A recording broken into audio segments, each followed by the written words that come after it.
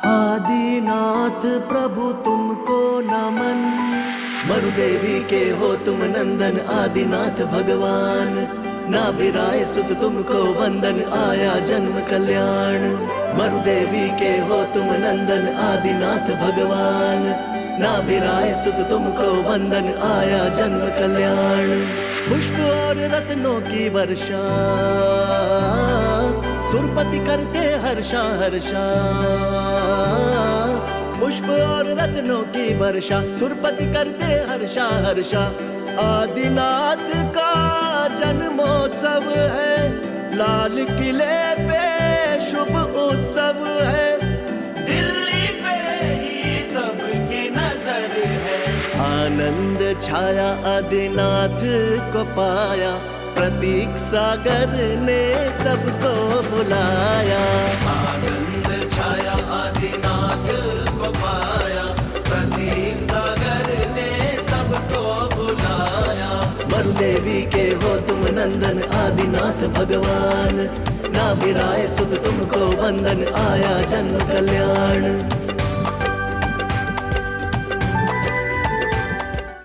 एक गंगा हिमालय से निकलती है, और जिस समय गंगा हिमालय से निकलती है वह बड़ी पतली लकीर के रूप में होती है। हिमालय से निकलने वाली गंगा जब हरिद्वार ऋषिकेश पहुंचती है तो वह और विराट हो जाया करती है। पतली लकीर के तौर पर निकलने वाली गंगा हरिद्वार पहुंचने पर विशाल हो जाया करती है, लेकिन वही गंगा जब समुद्र में जाकर के मिलती है तो गंगा सागर का रूप धारण कर लिया करती है। ये सत्संग की गंगा भी जो है आज यहाँ प्रारंभ हो रही है। याद में रखिएगा कि गंगोत्री से निकलने वाली गंगा बड़ी पतली लकीर के तौर पर निकलती है, लेकिन वह आगे आगे बढ़ते बढ़ते जो है विशाल रूप धारण कर लिया करती है। गंगा का पानी पीते हैं तो हमारी प्यास बुझ जाया करती है। वह गंगा जब जहाँ जहाँ बहती है लोगों की प्यास तृप्त कर देती है, और ज्ञान की गंगा बहती है तो मन की प्यास तृप्त हो जाया करती है। इसलिए आज इस गामड़ी शहर में जो नगर में जो है ये गंगा प्रारंभ हो रही है, क्योंकि आज जो है यहाँ से जो है प्रेम की गंगा का स्फुरण होगा। जिंदगी में ध्यान में रखिएगा कि एक ही तत्व ऐसा है जिस तत्व के बगैर जिंदगी अधूरी है। जिंदगी में बहुत सारी चीजें आदमी को मिला करती है, लेकिन एक के बिना सब सूना होता है। पानी के बिना मछली का जीवन नहीं हुआ करता है, पर जिंदगी में प्रेम के बिना संसार अधूरा हुआ करता है। इसीलिए हमारे ज्ञानियों के द्वारा, मनीषियों के द्वारा, तत्वज्ञों के द्वारा, आत्मतों के द्वारा बताया जाता है कि जागर प्रेम न संचरे ताघर जान मशान। जिस घर में प्रेम का संचार नहीं होता है वह घर शमशान हो जाया करता है, और जिस मन में प्रेम नहीं हुआ करता है वह जीवन मुर्दा हो जाया करता है। इसीलिए जिंदगी की सबसे बड़ी ताकत एक तत्व पर जाकर के जम जाया करती है। आज हम उसी तत्व पर जो है मंथन करेंगे, क्योंकि याद में रखिएगा कि जिंदगी में आदमी के पास में सुख है, सुविधाएं हैं, सब कुछ हो, लेकिन अगर जिंदगी में प्रेम ना हो तो सारी जिंदगी व्यर्थ समझी जाती है। इसलिए जिंदगी में प्रेम जरूरी है।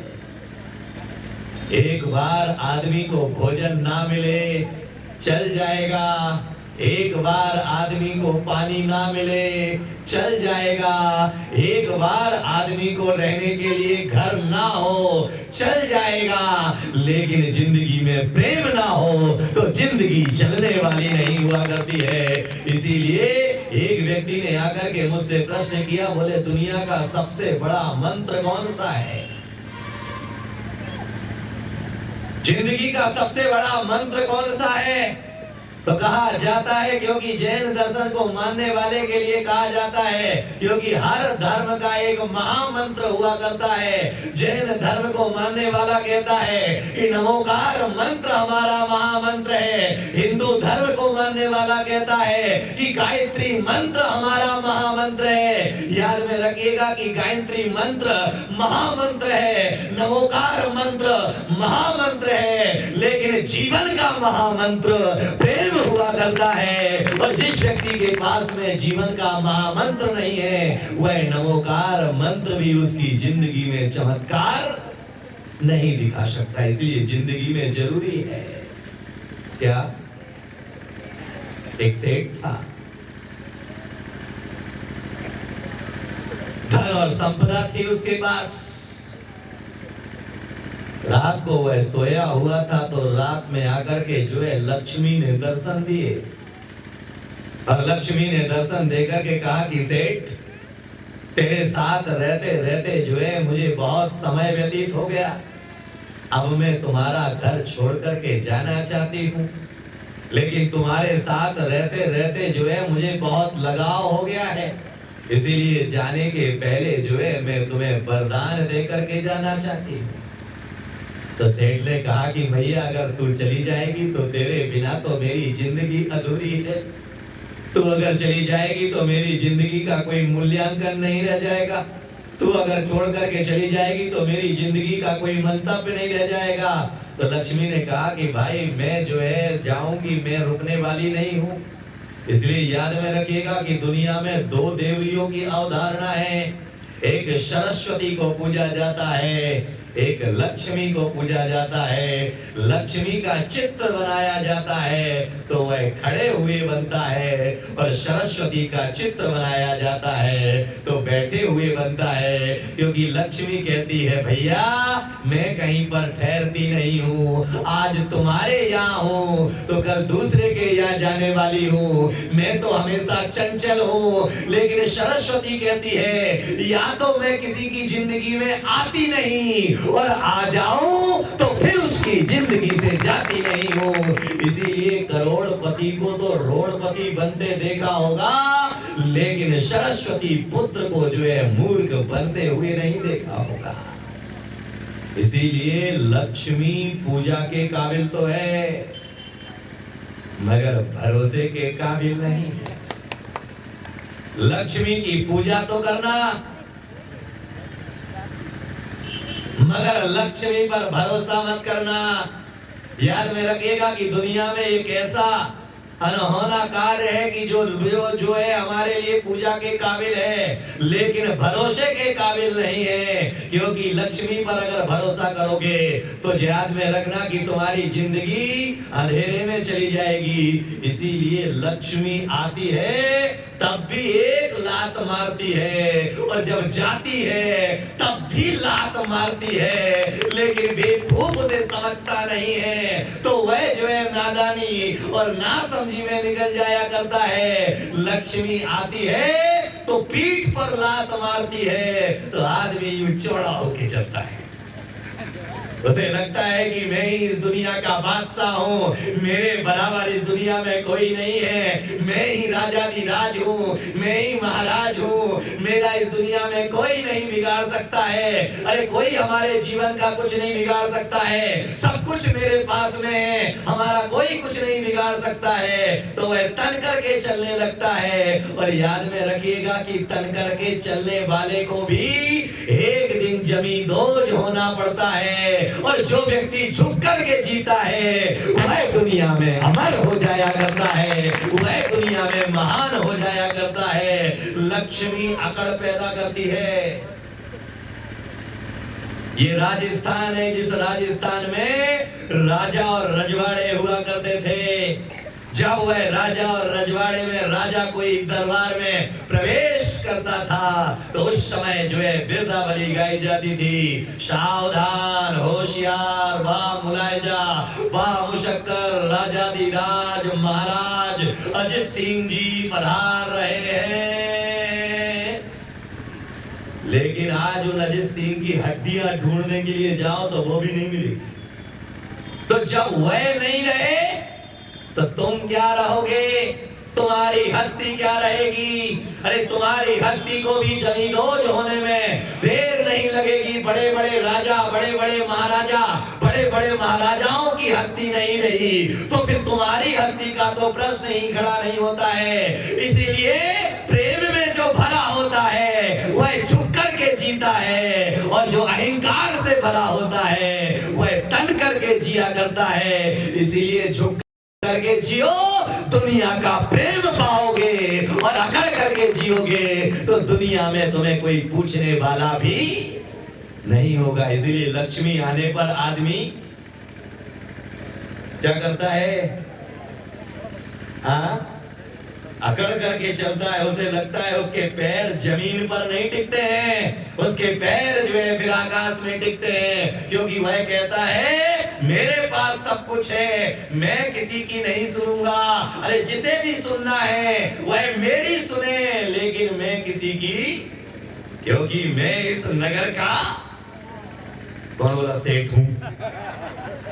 मैं इस नगर का सेठ हूं, मेरे पास जो है करोड़ों की संपदा है। याद में रखिएगा, करोड़ों की संपदा को जाने में देर नहीं लगती है। इसीलिए लक्ष्मी जब आती है तो पीठ पर लात मारती है तो आदमी चौड़ा होकर के चलने लग जाया करता है, और लक्ष्मी जब जाती है तो छाती पर लात मारती है तो आदमी झुक झुक करके चलने लगता है। फिर कोई नमस्कार ना करे फिर भी कहता भाई साहब नमस्ते नमस्ते नमस्ते नमस्ते नमस्ते, लेकिन जब उसके पास में सब कुछ होता है, काहे का नमस्ते, मैं ही, कौन बोला, राजा हूं।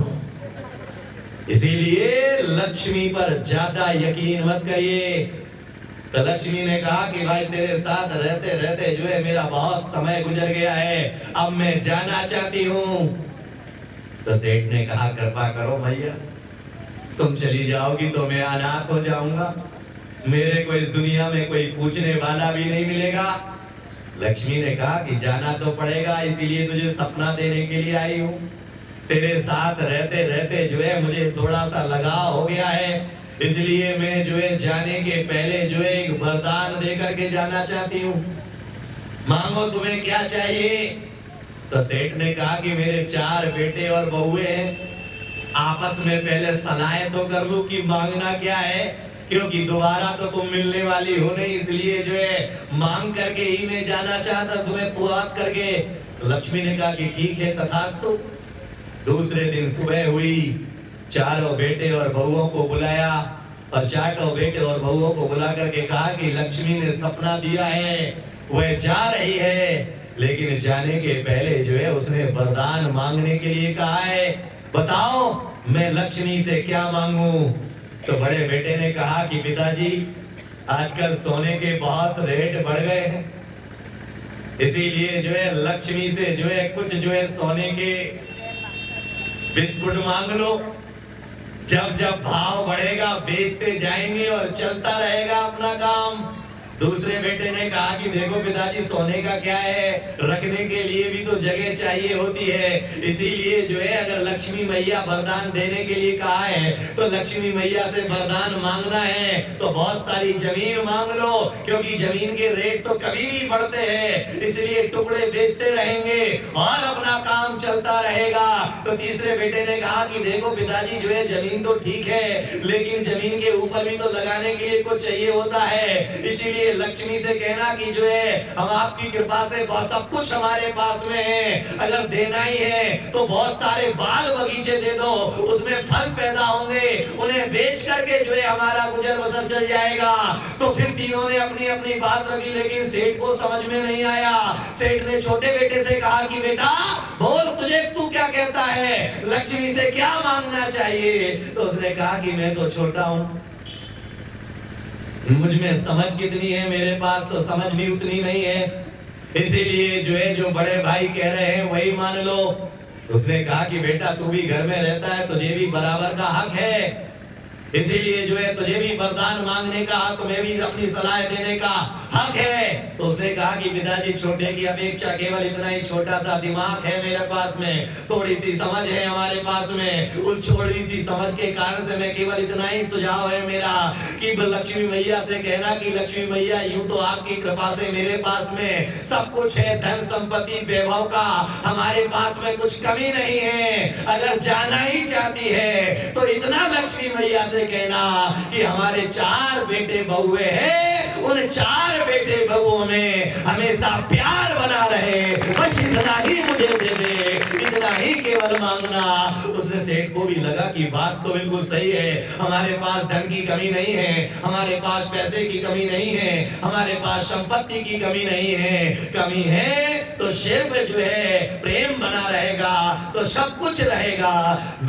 पिता की बात समझ में आई, रात में लक्ष्मी आई, लक्ष्मी ने आकर के कहा कि मां सेठ तुझे क्या चाहिए? तो सेठ ने कहा कि भैया ना हमें जमीन चाहिए, ना हमें रुपया और पैसा चाहिए, ना हमें संपत्ति चाहिए, ना हमें सोना और चांदी चाहिए, अगर देना ही चाहती है तो सिर्फ मुझे जो है इतना दे दे कि मेरे 4 बेटे बहुओं के बीच में हमेशा प्रेम बना रहे, केवल इतना दे दे। तो लक्ष्मी ने कहा कि सेठ तूने वह मांग लिया है जिसे देने के बाद जो है मैं इस घर को छोड़ करके नहीं जा सकती हूँ। याद में रखिएगा कि जिस घर में प्रेम का संचार होता है उस घर में लक्ष्मी का वास हुआ करता है।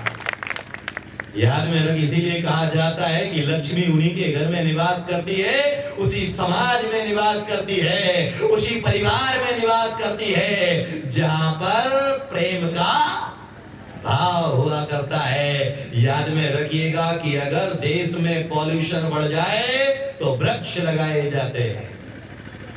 सरकार भी कहती है कि वृक्ष लगाओ जिससे जो है बाहर के पॉल्यूशन को कंट्रोल किया जा सके। मैं निवेदन करना चाहूंगा कि पॉल्यूशन, बाहर के पॉल्यूशन को मिटाने के लिए वह नीम का वृक्ष काम कर जाएगा, वह बरगद का वृक्ष काम।